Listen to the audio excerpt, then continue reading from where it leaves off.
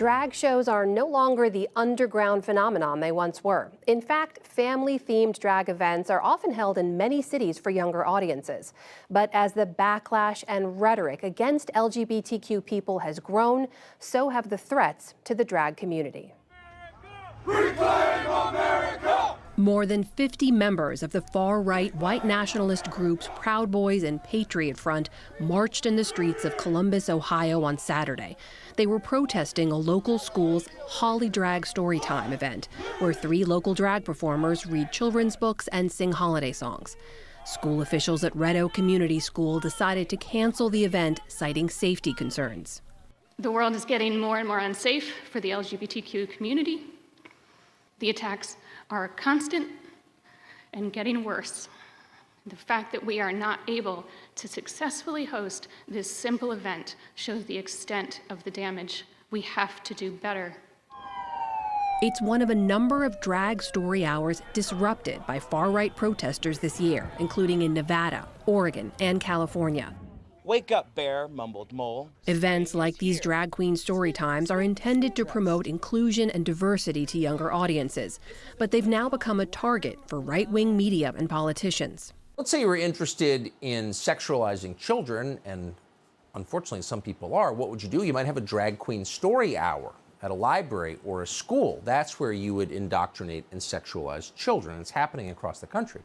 Some Republican candidates amped up targeted messaging before the midterms. In June, the GOP nominee for Arizona Governor, Kari Lake, tweeted, quote, "They kicked God out of schools and welcomed the drag queens. They took down our flag and replaced it with a rainbow." But those who track that rhetoric say the real-world consequences are clear. A new report by the LGBTQ media advocacy group GLAAD found at least 124 instances of drag events being protested, threatened, or attacked this year in 47 states. The report also found a total of 8 proposed bills this year aiming to ban or restrict drag performances. To discuss these threats and the legislation and rhetoric targeting LGBTQ people, I'm joined by GLAAD President and CEO Sarah Kate Ellis. Sarah Kate, welcome to the NewsHour. Thank you for joining us. For those unfamiliar, can you explain a little bit about the culture of drag and the place that it holds in the LGBTQ community?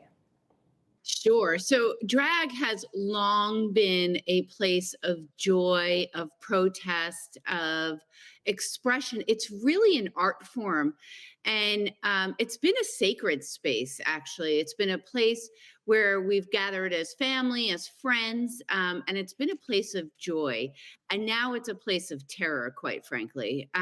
It really has changed dramatically in a very short period of time. When you started hearing some of this political rhetoric of people accusing people of grooming at these drag storytime events, what did you think? I was honestly surprised by it.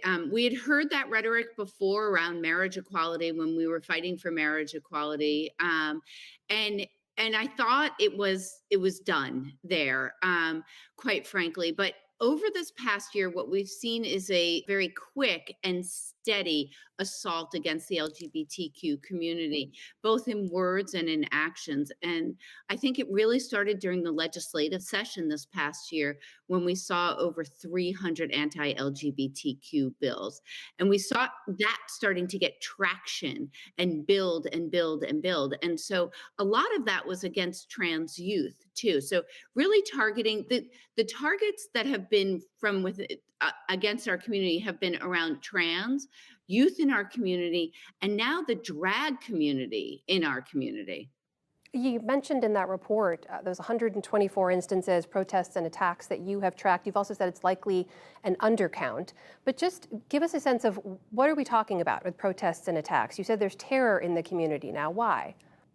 I think because of all of this rhetoric that we're seeing, there have been so many articles mentions and talk about the LGBTQ community in a really negative, nasty way.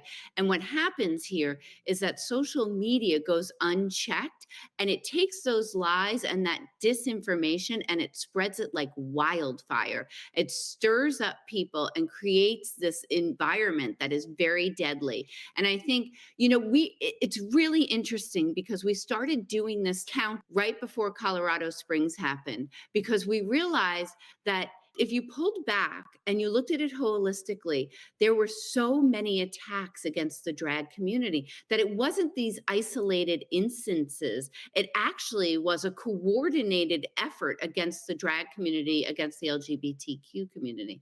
And right before that mass shooting happened in Colorado Springs at Club Q, all of a sudden it all came together that there were 124 attacks and protests against drag events. And these events, just so you know, are light and fun. Like for my family during COVID, we did drag bingo on Zoom as a holiday event so that we all could get together and have some fun and some laughs and joy in a really dark time. These are really fun events. And I think that now they're terrorizing us so that we're scared, but we'll never back down. We'll never back down. We'll never stop having drag events. When you talk about the attacks and the threats specifically on these drag story time events, is it fair to link those to the ramped up rhetoric that we've seen from far right Republicans? Absolutely. You can see a direct link from what the far right Republicans are saying to what's happening on social media, because what happens on social media then is that it gets repeated, amplified, and spread, and people start to organize attacks on social media against these drag events. You can actually, we just put somebody, put a person that is specifically LGBTQ focused in the Center for Extremism with the ADL, with the Anti-Defamation League, because we can see direct links from what's being said from politicians to what then is said online to then what the attacks on our community. So yes, there's a direct line, and it's really sad. And these politicians understand that that people accept LGBTQ people. The vast majority of Americans accept LGBTQ people, and they're trying to use us as political pawns to inflate their career, to raise money for all their well-being, and with lies and and disinformation. The violence, of course, is a disturbing trend to see. Sarah Kate Ellis, CEO and president of GLAAD, we thank you for joining us to talk about it tonight. Thank you.